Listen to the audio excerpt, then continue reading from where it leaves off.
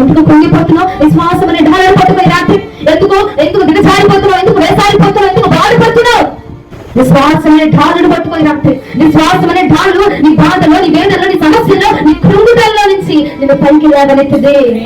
విశ్వాసములకు కర్తయు దాన్ని కొనసాగించువాడే యెహోవా వైపు తిరగగా ఆయన సమస్తాన్ని జరిగించి నిన్ను గెలిపిస్తాడు.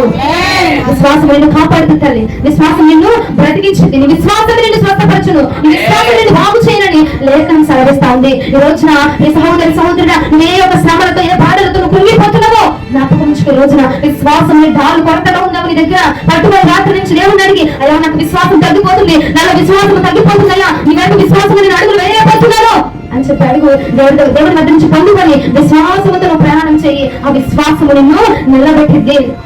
ఆ విశ్వాసం నిన్ను బ్రతికించిద్ది. ఆ విశ్వాసం నిన్ను హెచ్చించిద్ది. ఆ విశ్వాసం నిన్ను రాజ్యం వద్దకు నడిపిస్తా ఉంటుంది.